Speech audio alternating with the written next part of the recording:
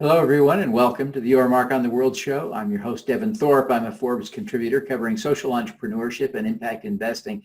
And today we have a real rock star on the show. We have with us Clarence Wooten, who is the founder of Steamroll. He's also a proven serial entrepreneur in Silicon Valley and an angel investor.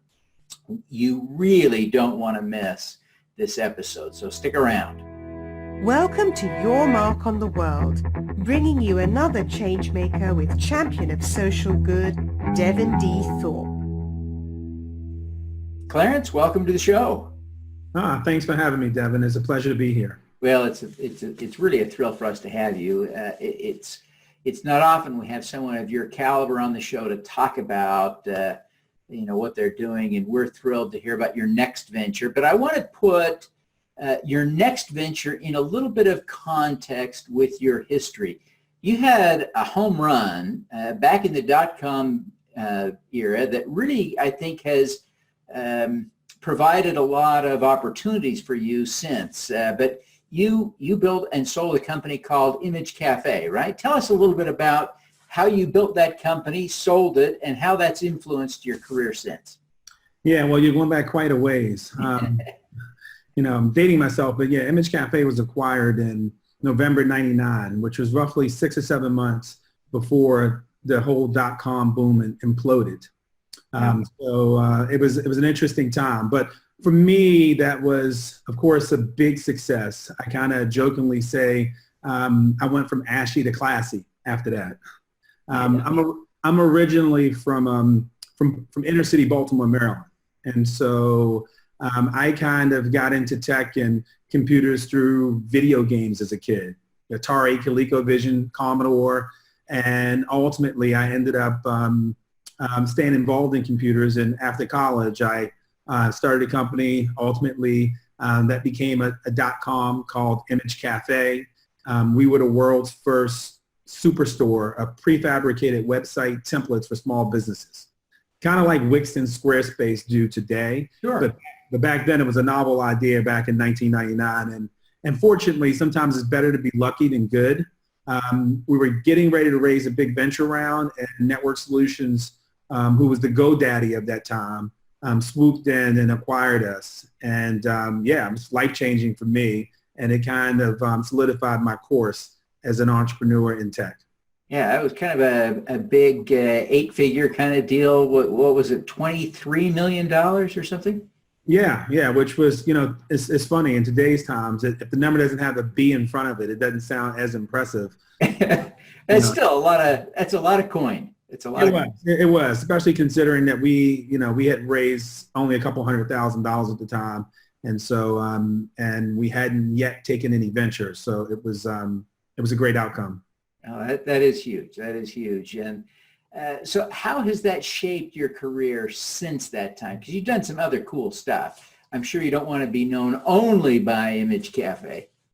Yeah, I've started a couple other companies, had some success. I went on to raise quite a bit of venture. When I did Image Cafe, I did it as an entrepreneur based on the East Coast in Maryland. That was prior to me moving to Silicon Valley. Back in those days, I had a lot of relationships in Silicon Valley. The law firm we worked with, Wilson Sonsini, was based here in Silicon Valley, which is where I am now. It's so funny because my attorney back then was a guy named Mike Arrington, who went on and became the founder of TechCrunch. So it's a real small world. Most people in this game stay in this game.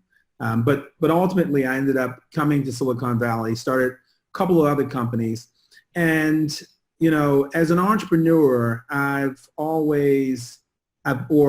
maybe in the last 10 years, I came to the realization that I think the first third of your life you learn, the second third you earn, and the last third you return. And I had kind of been following that mantra for the past several years, thinking, okay, I'm still in my prime earning years. So, once I make enough money, I'll focus on giving back. But what I realized recently is that the ultimate startup is when you can learn, earn, and return all in the same company.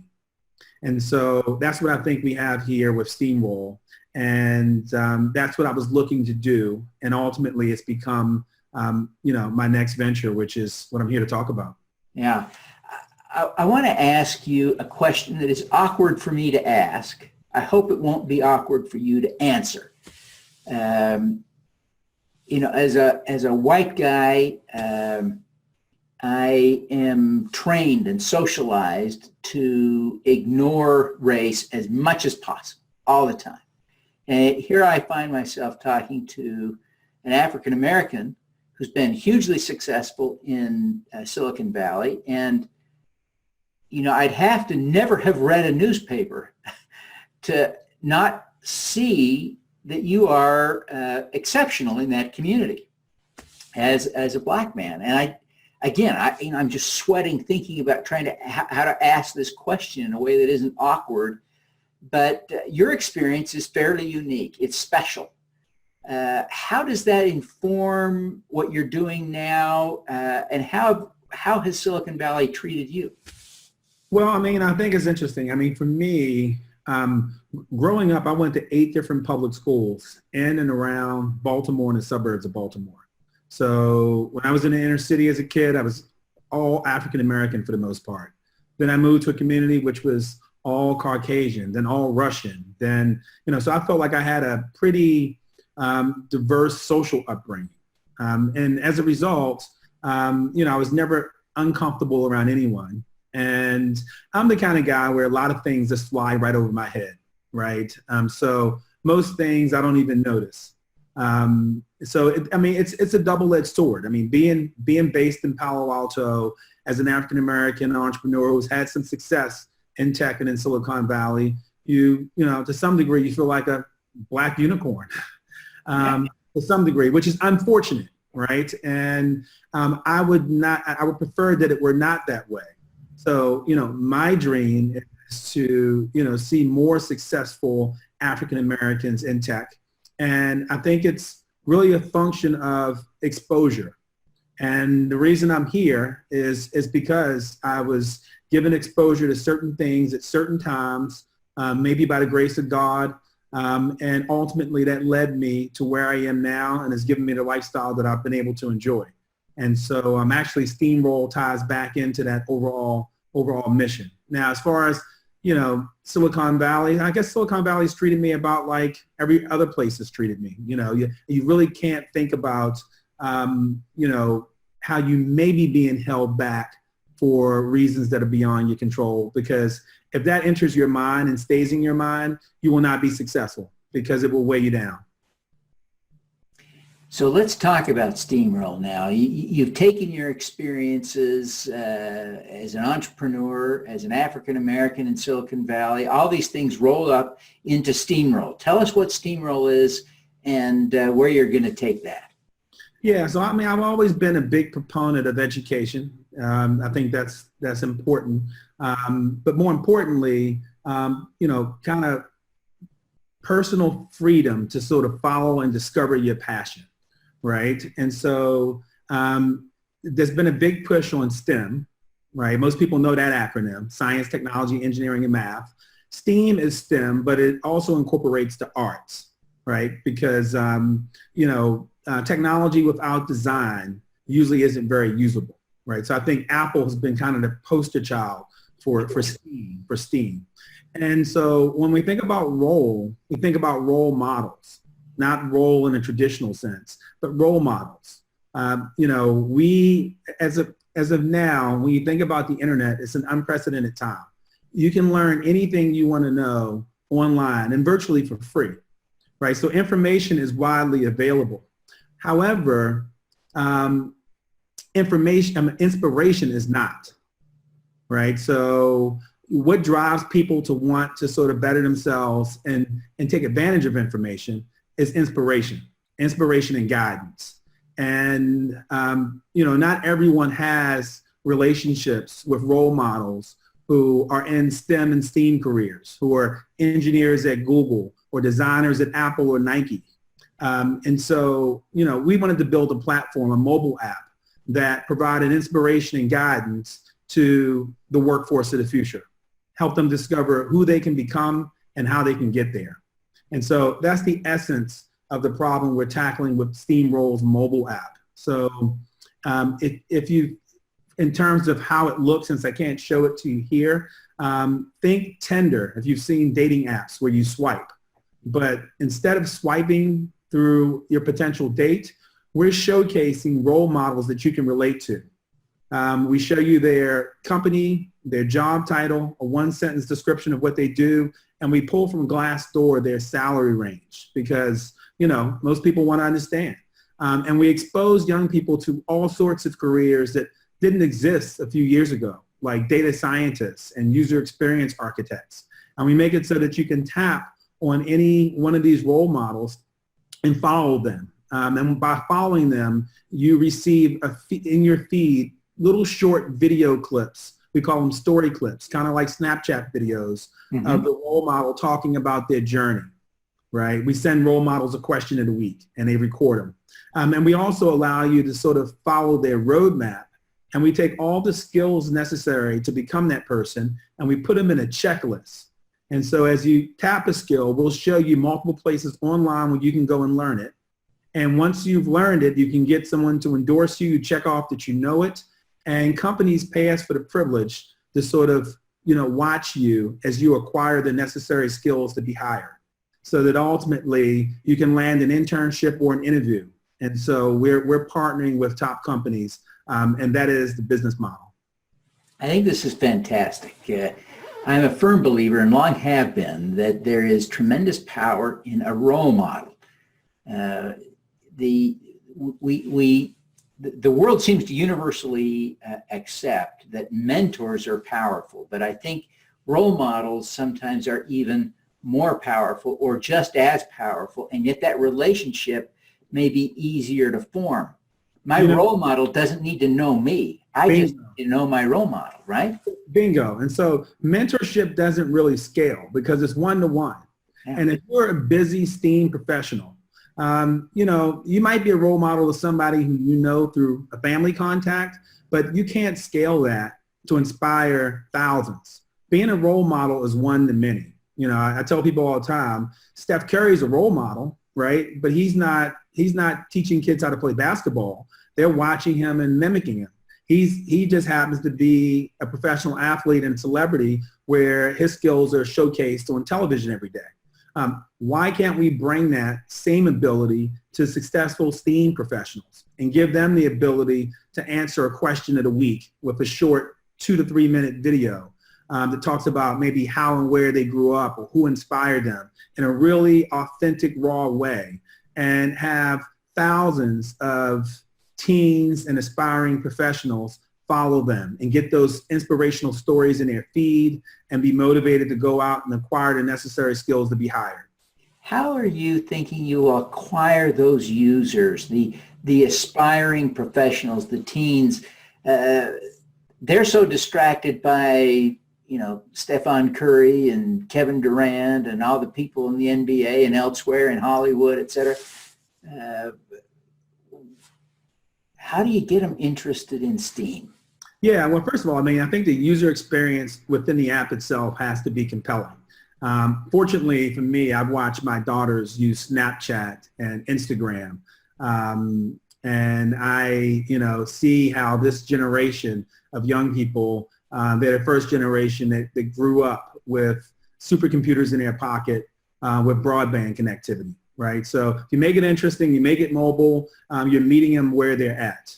I think the other piece of it is you have to catch them at the right time. So we're partnering with school guidance counselors for middle through high school. And we have a brand ambassadors program across colleges and universities where we're signing up, students who are already in college, taking certain majors. They're acquiring the necessary education, but it's a big difference between education and training.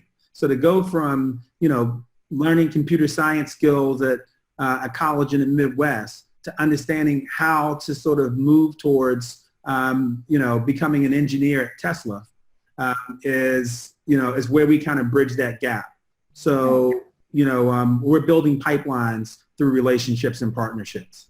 It seems to me one of the challenges that you'll face is I'm picturing an African-American teenager in Baltimore who is interested in working in Silicon Valley, and she's going to be most interested, I think, in finding a role model who looks like she looks. Maybe even came from Baltimore, has even more in common. Well, Then what she's going to want is one step further. She's going to want to know what this person really thinks, what her experience is really like, what the challenges really were. And she doesn't want the sanitized corporate version of that. How do you create an opportunity for role models to be authentic the way the teens seem to cry out for today? Yeah, I think you hit the nail on the head. First of all, one of the things we do when we onboard users, we capture their gender, ethnicity, and interests. And we try to show them role models that they can relate to, right? So if there's an African-American, teenage female in Baltimore, we will try to show her African-American women who are STEAM professionals successful, but we'll show her anyone because it's not just about ethnicity, it's also about your interests, right? Right. And the fact that the way steamroll works, where you're shooting selfie videos, these are unedited videos. So they come across as very, very authentic. So when a role model records their answer to a question of the week, it feels like a personal conversation. It feels like a Snapchat story, right? So we're hoping that that level of intimacy and rawness will really resonate to help, to help the end user, which in this case is we call them steamer, really feel the sincerity of that message. In the same way that I'm talking to you from my kitchen, this is the way I would shoot a steamroll video if I'm a role model.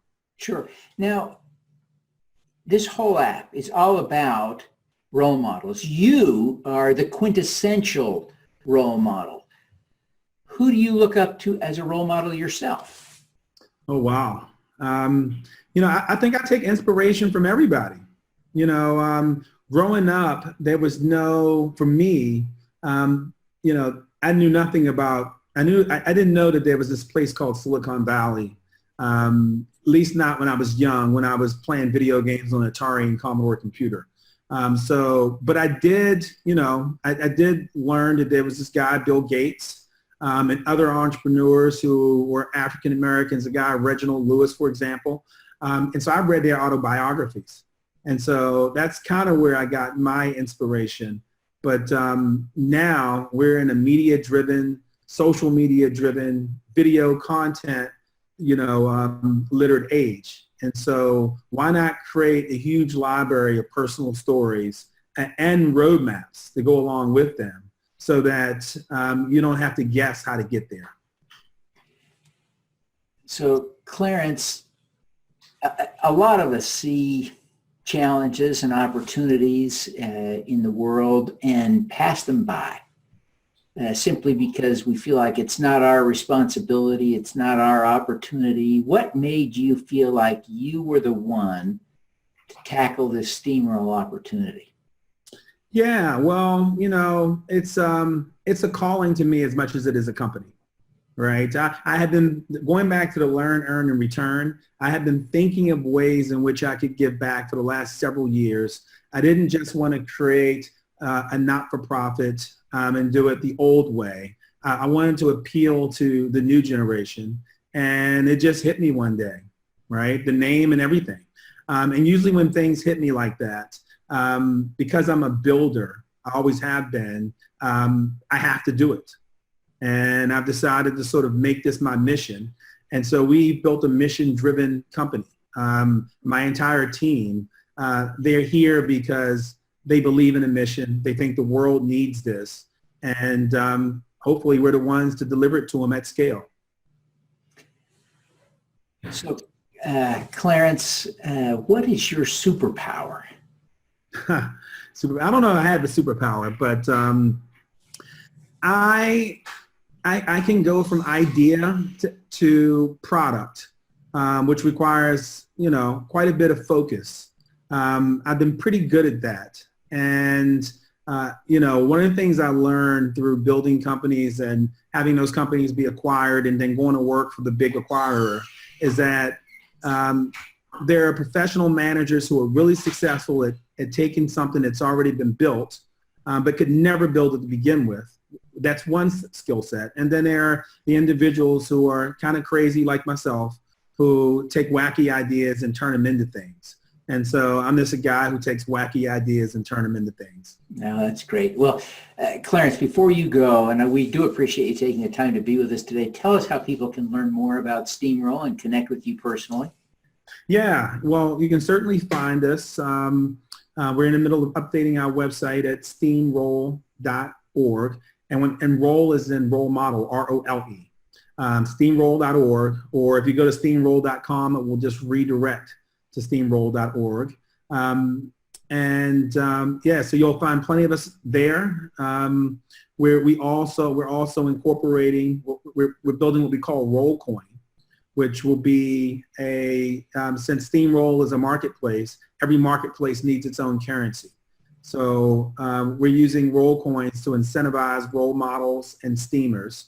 And so you'll find out more about Rollcoin as well. Fantastic. Well, Clarence, we really appreciate you taking the time to be with us today, and we want to wish you every success in helping connect aspiring people and young people to real role models that can help them advance their careers. So we awesome. Wish you every success. Well, I have one request of you. Okay. You have to become a steam role model. I would be honored. I would awesome. be honored to be a steam role model. So please give me the opportunity. I sure will. It's a done deal. All right. Let's do some good, Clarence. Thank you for listening. This podcast was recorded via Google Hangouts on Air and is available at youtube.com/Devin Thorpe. Subscribe to this podcast on Stitcher or iTunes by searching for Your Mark on the World.